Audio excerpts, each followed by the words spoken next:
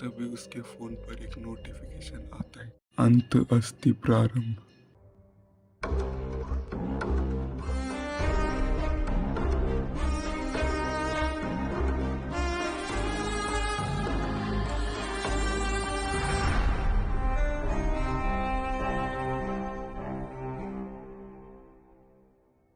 अब निखिल को एक वीडियो रिसीव होता है और जब वो उसे देखता है तो वह शुभ होता है।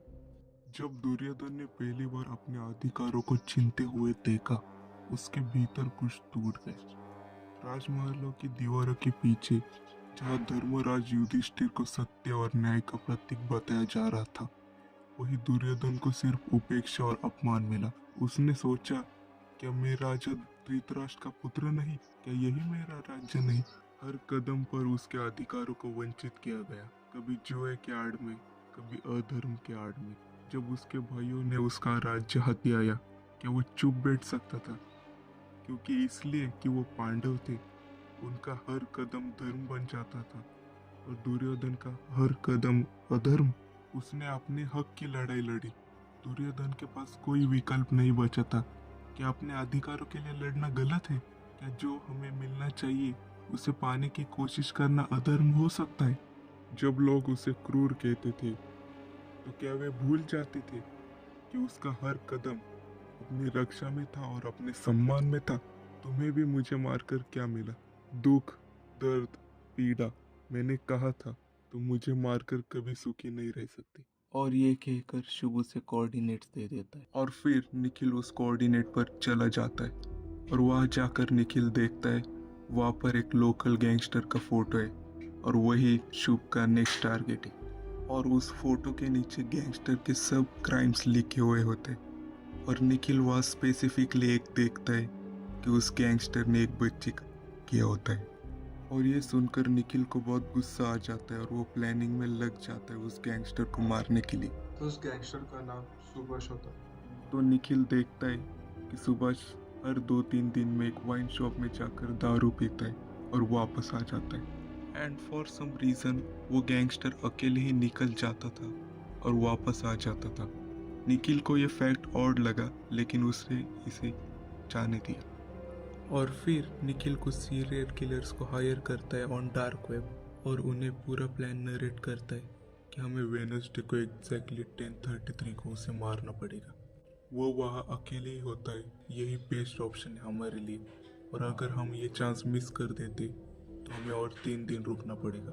उस दिन निखिल सीसीटीवी में देखता है कि सुबह सिर्फ ड्रिंक ही नहीं कर रहा होता, वो ड्रिंक करने के साथ ही रोने लगता है और निखिल सोच में पड़ जाता है, लेकिन क्यों रो रहा है वो? और उसी वक्त वहाँ से सुभाष निकलने वाला होता है और सीरियल किलर्स निखिल को फाइनल कॉल करते कि टारगेट गन पॉइंट पर है, हम उसे मारने वाले। तभी निखिल बोलता है, वेट वेट, उसे मत मारो, उसे यहाँ लेकर आओ। यह कहकर निखिल उसे अपनी लोकेशन दे देता है और वो क्रिमिनल सुभाष को निखिल के पास सौंप देते। और फिर सुभाष हैंगओवर से उठ जाता है और हंसकर पूछता है, मारने आए क्या तुम मुझे? फिर निखिल पूछता है, तुमने उस बच्चे के साथ ऐसा गलत काम कैसे किया? अरे मैं तो सिर्फ एक बाप था, एक आम आदमी जो अपने बेटे के लिए इंसाफ मांग रहा था। क्या मुझे इंसाफ मिला? नहीं। तुमने भी तो वही किया। वो दिन याद है मुझे, वो गुंडे मेरे घर तक आ गए थे, धमकी दी थी, शिकायत वापस ले लो बोल रहे थे। अरे मेरे बेटे की इज्जत लूट गई थी। उस दिन मेरे अंदर का बाप जागा, मैंने मार दिया उसे। जब मैं इंसाफ मांगने के लिए भाग रहा था तो उन्होंने उसको जेल में नहीं डाला, लेकिन मुझे उसी दिन जेल में डाल दिया सालों ने। जब जेल में गया तब समझा कि अब मैं वापस नहीं जा सकता, क्योंकि बाहर सारे गुंडे मेरे दुश्मन बन गए थे और अगर मुझे जिंदा रहना था तो ये गंदा काम मुझे भी करना पड़ता। अपनी जान बचाने के लिए मैंने अपना गैंग बनाया, लेकिन मैंने कुछ गलत काम नहीं किया।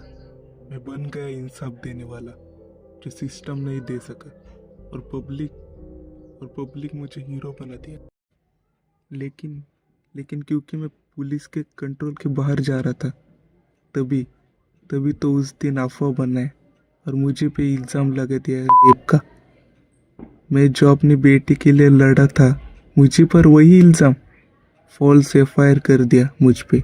सब कुछ ख़त्म हो गया उस दिन।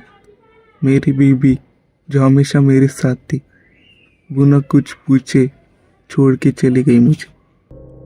और फिर निखिल बोलता है मार दो इसको, एम्ब्रेसिंग हिज असुर इनसाइड ऑफ हिम। और फिर निखिल वहाँ पड़े कंप्यूटर पे लाइव चला जाता है और ये अनाउंस कर देता है, मुझे यहाँ पे सिर्फ एक बात कहनी, जो शुभ ने शुरू किया अब उसे मैं चलाने वाला हूँ। ये नया असुर कौन है तुम्हें ये जानने की जरूरत नहीं, बस यही जान लो कि कलयुग की अंत अब नजदीक है।